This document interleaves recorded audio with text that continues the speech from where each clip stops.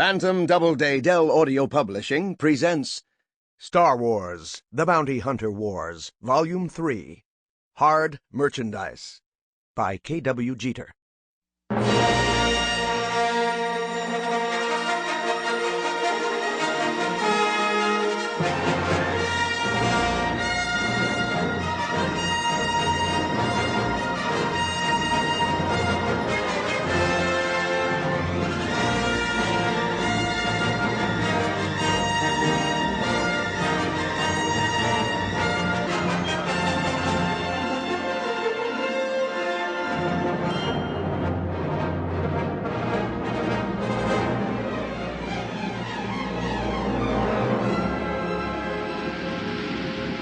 Now, during the events of Star Wars, Return of the Jedi.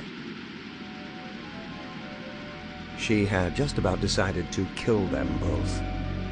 Neelah looked at the back of Boba Fett's helmet as he sat at the cockpit controls of the Houndstooth. There was no indication that he was aware of her standing in the hatchway behind him, but knowing Fett, with his constant preternatural awareness, she felt sure that nothing was getting by him. He can hear the blood rushing in my veins, thought Neelah. He knows. The other bounty hunter, the one named Dengar, was still asleep in the ship's cargo area. Neelah had left him there, worn out from relating Boba Fett's grim history to her. A blaster pistol dangled from her hand as she watched Fett adjusting the ship's navigational controls. Originally, it had been one of Boba Fett's weapons. She had managed to slip it away from him here in the cockpit before he had been able to stop her. That had earned Neelah a grudging congratulations from him. Very few creatures had ever managed a stunt like that. Maybe I should have killed him then, Neelah thought, and her finger tightened upon the weapon's trigger. Don't delude yourself. Boba Fett's voice snapped her out of the murderous reverie into which she had fallen. I'm aware of your presence. I'll be more careful next time, said Neelah. With Boba Fett facing her, she had no more of a clue than before as to the secrets held within his skull. The dark T-shaped visor of his helmet, that battered and discolored but still awesomely functional relic of the ancient Mandalorian warriors, concealed anything that might have told her what he thought and knew. The entire answer about who she was, and how she had come to the remote friendless sectors of the galaxy in which she had found herself, might be locked up inside Boba Fett, like a key hidden in the very strong box it was meant to unlock. But the helmet and its dark, shielded gaze didn't matter. Not really. She was one of the few creatures in the galaxy who had ever seen Boba Fett without his helmet, for all the good it had done her. Back on the planet Tatooine, in the harsh glare of the twin suns above the dune sea, Neelah had found him close to death, vomited out onto the hot sands by the Sarlacc beast whose death throes he had engineered from inside its gut. The Sarlacc's gastric secretions, like a corrosive acid capable of etching unalloyed durasteel, had stripped Boba Fett of his armor, right down to and including a good deal of his skin. She had saved his life then, hiding him with the help of Dengar, and keeping him safe long enough to let his wounds heal, wounds that would have killed a creature of lesser will. Save the guy's life, thought Neelah bitterly. And what do you get? Not much. And definitely not answers to questions. Anything she knew of her past was limited to the few scraps that had survived that mystery-producing memory wipe, and the infuriatingly little bits and pieces that she had picked up while serving as a dancing girl back in Jabba the Hutt's palace, and then here, aboard the stolen ship Houndstooth. So far she had gotten nothing from Dengar. The history he had been relating to her of the infighting and skullduggery that had finally broken up the old bounty hunters guild hadn't yet revealed anything of her past. And what it had told her about Boba Fett's past she had already pretty well figured out, that he was nobody to get involved with, even on a partnership basis. For him to have hauled Neelah onto first his own ship, Slave One, when they had all been under siege by a couple of well-armed lowlifes out of Mos Eisley, then onto this ship he had taken from the reptilian bounty hunter known as Bosk, didn't indicate any gratefulness on Boba Fett's part, any recognition of the fact that he wouldn't even be alive now if it hadn't been for her. He's got some use for me. Neelah had figured that out a while back. If she wasn't exactly hard merchandise, the bounty hunter term for their captives to be traded in for the nice fat rewards that had been placed on their heads, she was, nevertheless, part of one of Fett's mercenary schemes. Boba Fett's cold, emotionless words broke into her thoughts.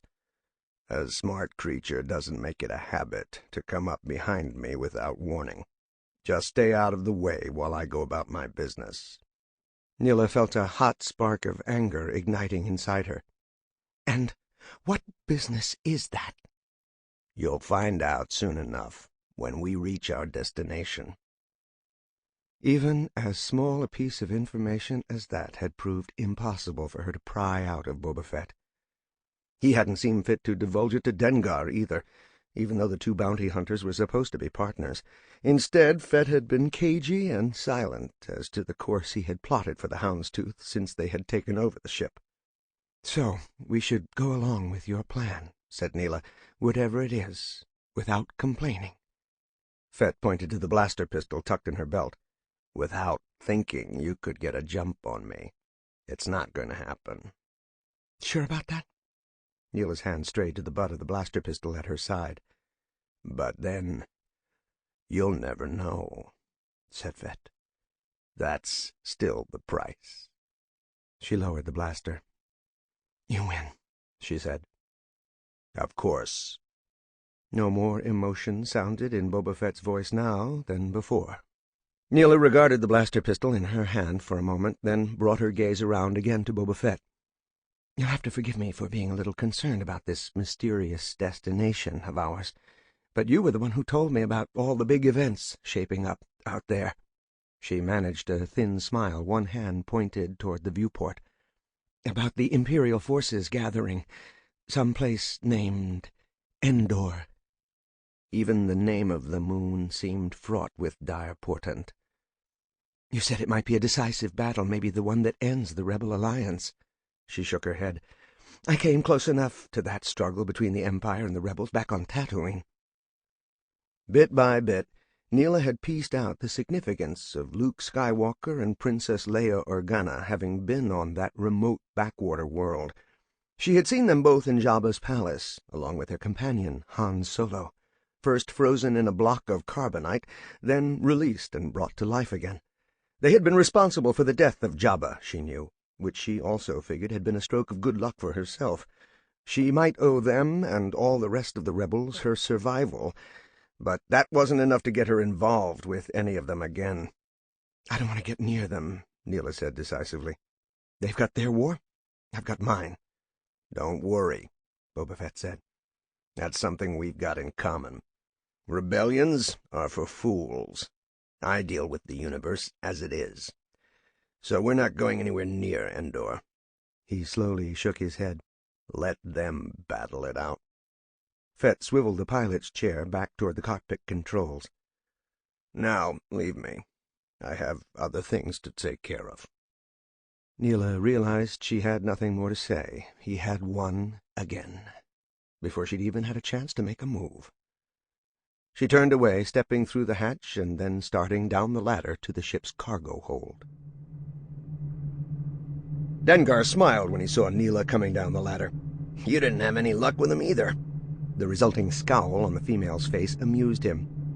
"What do you know about it? Come on!" From where he sat against one of the hold's bulkheads, Dengar pointed to the open panel and the same comm lines that Neelah had previously tapped into. "More than one can play that kind of game. I heard everything you and Boba Fett said up there." "Good for you," Neelah said sourly. She sat down with her back against the opposite bulkhead. "Congratulations. Now you know as much as I do, which isn't much." "Actually, I do know a little more than you." "Great." The scowl deepened on Neelah's face. "You mean this story you've been telling me? This history of how Boba Fett broke up the old Bounty Hunters Guild and everything that happened after that?" "Precisely," said Dengar. "You've already learned a lot from me, more than you're probably willing to admit. You've got a lot better notion now of how Boba Fett operates and how far you can trust him than you did when we left Tatooine." "For all the good it's done me." Neelah crossed her arms across her breast. "You might as well have stayed quiet." "So, Sample complete. Ready to continue?